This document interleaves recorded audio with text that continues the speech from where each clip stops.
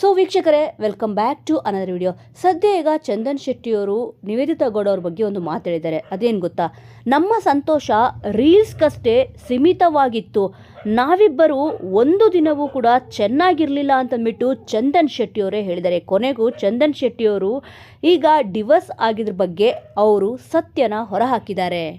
Almost ನೀವು ನೋಡ್ಬೋದು, ನಿವೇದಿತಾ ಗೌಡ ಮತ್ತು ಚಂದನ್ ಶೆಟ್ಟಿಯವರು ಡಿವೋರ್ಸ್ ತೊಗೊಂಡಿದ್ದಾರೆ. ಮತ್ತು ಇದಕ್ಕೆ ಕ್ಲಿಯರ್ ಆದ ಒಂದು ಕಾರಣ ಕೂಡ ಸಿಕ್ಕಿರಲಿಲ್ಲ. ಸದ್ಯ ಈಗ ಚಂದನ್ ಶೆಟ್ಟಿಯವರೇ ಅದ್ರ ಬಗ್ಗೆ ಮಾತಾಡಿದ್ದಾರೆ. ಇನ್ನು ಆಲ್ಮೋಸ್ಟು ಚಂದನ್ ಶೆಟ್ಟಿಯವರು ನಿವೇದಿತಾ ಗೌಡ ಅವರು ಇಲ್ಲಿ ಸಿಕ್ಕಾಪಟ್ಟೆ ರೀಲ್ಸ್ ಮಾಡಿದ್ರು. ಇಲ್ಲಿ ಚಂದನ್ ಶೆಟ್ಟಿಯವ್ರ ಜೊತೆಗೂ ಕೂಡ ರೀಲ್ಸ್ ಮಾಡ್ತಾಯಿದ್ರು, ಮತ್ತು ಅವರ ಬಿಟ್ಟು ಕೂಡ ಇಲ್ಲಿ ನಿವೇದಿತಾ ಗೌಡ ರೀಲ್ಸ್ ಮಾಡ್ತಾಯಿದ್ರು. ಇವಾಗೂ ಕೂಡ ಮಾಡ್ತಾಯಿದ್ದಾರೆ, ಅದರಲ್ಲೇನೂ ಕೂಡ ಇಲ್ಲಿ ಅಚ್ಚರಿ ಇಲ್ಲ. ಬಟ್ ಆದರೆ ಚಂದನ್ ಶೆಟ್ಟಿಯವರು ಮತ್ತು ನಿವೇದಿತಾ ಗೌಡವರು ಇಬ್ಬರು ಇಲ್ಲಿ ರೀಲ್ಸ್ ಮಾಡಬೇಕಾದ್ರೆ ಸಿಕ್ಕಾಪಟ್ಟೆ ಖುಷಿಯಾಗಿ ಇರ್ತಿದ್ರು. ಆ ಒಂದು ಖುಷಿ ಅವರ ಒಂದು ಸಂಸಾರದಲ್ಲಿ ಇರಲಿಲ್ವಂತೆ. ಆ ಒಂದು ಖುಷಿ ಕೇವಲ ರೀಲ್ಸ್ಗೆ ಮಾತ್ರ ಸೀಮಿತವಾಗಿತ್ತು ಅಂತಂದ್ಬಿಟ್ಟು ಇಲ್ಲಿ ಚಂದನ್ ಶೆಟ್ಟಿಯವರು ಹೇಳಿದ್ದಾರೆ. ನಾನು ಯಾರನ್ನು ದ್ವೇಷಿಸಲ್ಲ, ಮುಂದೆ ಕೂಡ ದ್ವೇಷಿಸುವ ಕೆಲಸ ಮಾಡಲ್ಲ. ಒಬ್ಬರ ಮೇಲೆ ಒಬ್ಬರು ಕೆಸರು ಎರಚಿದರೆ ಅದು ಗಲೀಜಾಗುತ್ತೆ. ಹಲವಾರು ಡಿವೋರ್ಸ್ಗಳನ್ನ ಕೂಡ ಇಲ್ಲಿ ನಾನು ನೋಡಿದ್ದೇನೆ, ಜಗಳ ಮಾಡಿಕೊಂಡು ದೂರ ಆಗಿರೋದನ್ನು ಕೂಡ ನೋಡಿದ್ದೇನೆ. ಎಲ್ಲದಕ್ಕಿಂತ ಮುಖ್ಯವಾಗಿ ನನ್ನ ಜೀವನದ ಈ ಹಂತದಲ್ಲಿ ಇದೆಲ್ಲ ಮಾಡಿಕೊಳ್ಳುವ ಅವಶ್ಯಕತೆ ಇರಲಿಲ್ಲ ಅಂತಂದ್ಬಿಟ್ಟು ಅನಿಸ್ತಿದೆ ಅಂತ ಚಂದನ್ ಶೆಟ್ಟಿಯವರೇ ಹೇಳಿದ್ದಾರೆ. ಎಲ್ಲದಕ್ಕಿಂತ ಜೀವನ ದೊಡ್ಡದು, ನನಗೂ ಕೂಡ ಜೀವನ ಇದೆ. ನಿವೇದಿತಾ ಇನ್ನು ಚಿಕ್ಕ ವಯಸ್ಸು, ಅವರಿಗೆ ದೊಡ್ಡ ಬದುಕು ಇದೆ, ಇನ್ನು ಸಾಧನೆ ಮಾಡುವಂತಹ ಅವಕಾಶಗಳು ಇವೆ. ಎಷ್ಟು ಪ್ರಯತ್ನ ಮಾಡಿದರೂ ಕೂಡ ಹೊಂದಾಣಿಕೆ ಆಗ್ತಾನೆ ಇರಲಿಲ್ಲ. ಇನ್ನು ಡಿವೋರ್ಸ್ ಒಂದೇ ಇದಕ್ಕೆ ದಾರಿ ಅಂತಂದ್ಬಿಟ್ಟು ಇಬ್ಬರು ಕೂಡ ಇಲ್ಲಿ ಡಿವೋರ್ಸ್ ಮಾಡ್ಕೊಂಡ್ವಿ ಅಂತ ಹೇಳಿದ್ದಾರೆ. ಇನ್ನು ಇಬ್ರು ಬೇರೆ ಬೇರೆ ಆಗೋಕ್ಕೂ ಮುಂಚೆನೆ ಇಬ್ರು ಕೂಡ ಇಲ್ಲಿ ಪರಸ್ಪರ ಕುತ್ಕೊಂಡು ಮಾತಾಡ್ಕೊಂಡ್ರಂತೆ. ಇನ್ನು ನಿಮಗೆ ಗೊತ್ತು, ಇಲ್ಲಿ ಇಬ್ರು ಕೂಡ ಒಂದೇ ವೃತ್ತಿಲಿದ್ರು ಕೂಡ ಟೈಮ್ ಕೊಡೋಕ್ಕೆ ಆಗಿಲ್ಲ.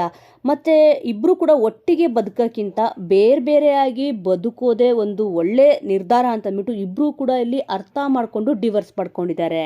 ಇನ್ನು ಇಬ್ಬರು ಖುಷಿಯಾಗಿಲ್ಲ ಅನ್ನೋ ವಿಚಾರ ಕೂಡ ಅವ್ರ ಮನೆಯವ್ರಿಗೂ ಕೂಡ ಗೊತ್ತಿತ್ತಂತೆ. ಅವರನ್ನು ಡಿವೋರ್ಸ್ಗೆ ಒಪ್ಪಿಸ್ತೀವಿ. ನಿವೇದಿತಾ ಮತ್ತು ನನ್ನ ಬದುಕು ತುಂಬಾ ತದ್ವಿರುದ್ಧವಾಗಿದೆ, ಅಲ್ಲಿ ಹೊಂದಾಣಿಕೆನೇ ಆಗ್ತಿರ್ಲಿಲ್ಲ. ಅವಳು ತುಂಬ ಪಾಸ್ಟ್ ಲೈಫರು, ನಾನು ತುಂಬ ಸಿಂಪಲ್ ಹುಡುಗ. ಲೈಫ್ ಸ್ಟೈಲ್ ಹೊಂದಾಣಿಕೆ ಆಗಲೇ ಇಲ್ಲ. ನಾನು ಮೊದಲ ದಿನದಿಂದ ಡಿವೋರ್ಸ್ ಆಗುವವರೆಗೂ ನಿವೇದಿತಾಗೆ ಸಪೋರ್ಟ್ ಮಾಡ್ತಾನೆ ಬಂದೆ ಅಂತ ಚಂದನ್ ಶೆಟ್ಟಿಯವರು ಹೇಳ್ಕೊಂಡಿದ್ದಾರೆ. ಚಂದನ್ ಶೆಟ್ಟಿಯವರು ಇನ್ನೊಂದು ಮುಖ್ಯವಾದ ವಿಚಾರನ ಹೇಳ್ಕೊಂಡಿದ್ದಾರೆ.